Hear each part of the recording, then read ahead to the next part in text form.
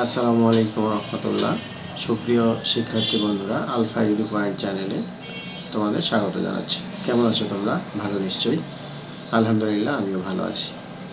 আজ আমি তোমাদের সপ্তম শ্রেণীর যে গণিত বইটি আছে সেটি নিয়ে একটু আলোচনা করব এবং পরবর্তীতে আমরা সপ্তম শ্রেণীর যে গণিত বই সেগুলোর বিভিন্ন অনুশীলনীতে যে সমস্ত অঙ্ক আছে সেইগুলো সমাধান করার চেষ্টা করব। অনেক জায়গায় তোমরা হয়তো গণিত বই পেয়েছো বা পাও নাই। আমার কাছে অনলাইন ভার্সনটা আছে, আমি অনলাইন ভার্সনটা থেকেই তোমাদের পড়ানো শুরু করবো ইনশাল্লাহ। তো এখানে দেখো সপ্তম শ্রেণীর গণিত বই। আরেকটা বিষয়, অনেকে হয়তো চিন্তা করছে যে বই চেঞ্জ হয়ে গেছে বা বই কোথায় কি চেঞ্জ হলো। হ্যাঁ, আসলে বইয়ের তেমন একটা চেঞ্জ নাই। ওই দেখা গেলো যে এর আগেও এরকম বই ছিল। এইটা সম্ভবত 2012 সালেরই বই ছিল এবং 13 শিক্ষাবর্ষ থেকে যে সপ্তম শ্রেণীর নির্ধারিত পাঠ্যপুস্তক করা হয়েছিল সেটাই। তো 2025 শিক্ষাবর্ষের জন্য পরিমার্জিত আর কি, মানে কিছু সংস্কার করা হয়েছে। যাই হোক, সংস্কারের বিষয়টা আমাদের এত মনে না রাখলেও চলবে, কারণ এখানে দেখা গেল যে আমরা 3 আর 2 5 হয়, এটা গত বছর বা আগের বছরে 3 আর 2 6 হইতো না, ওই 3 আর 2 5 হইতো, এবারও তাই। সুতরাং গণিত বইয়ের তেমন একটা পরিবর্তন যেগুলো হয়েছে ওগুলো মুখ্য বিষয় না।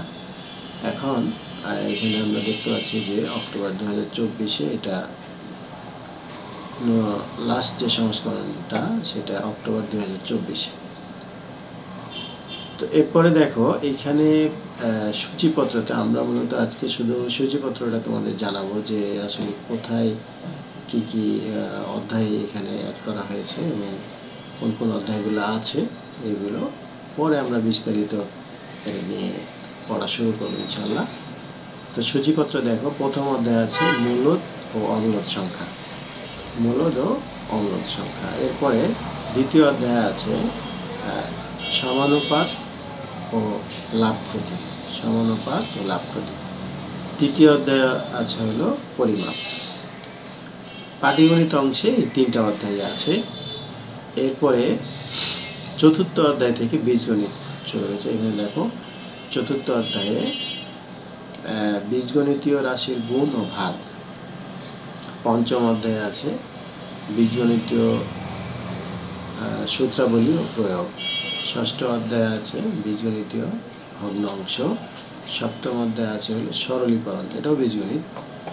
অষ্টম অধ্যায় আছে সমান্তরাল রেখা। নবম অধ্যায় আছে ত্রিভুজ। আর দশম অধ্যায় হলো সর্বসমতা ও সদৃশ্যতা। একাদশে হলো তথ্য ও উপাত্ত বিন্যস্তকরণ যেটা। এরপরে তো উত্তরবঙ্গ এবং পরিশিষ্ট। তো যাই হোক, পরবর্তীতে আমরা তোমাদের এই প্রথম অধ্যায় দ্বিতীয় অধ্যায় যেই অঙ্কগুলো আছে সেগুলো আমরা শুরু করব। তো আমি প্রথমে তোমাদের চতুর্থ অধ্যায় সম্ভবত শুরু করতে যাচ্ছি।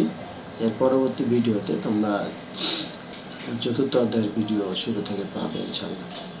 তো আজ এ পর্যন্তই। তোমাদের মূল বইটি আমি মূলত দেখানোর জন্য আমি চেষ্টা করলাম।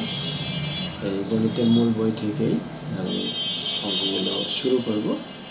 তো আজ এ পর্যন্তই। কথা হবে পরবর্তী ভিডিওতে। সেই পর্যন্ত মহান আল্লাহ তাআলা আমাদের সকলকে ভালো রাখুন। আল্লাহ হাফেজ। আসসালামু আলাইকুম।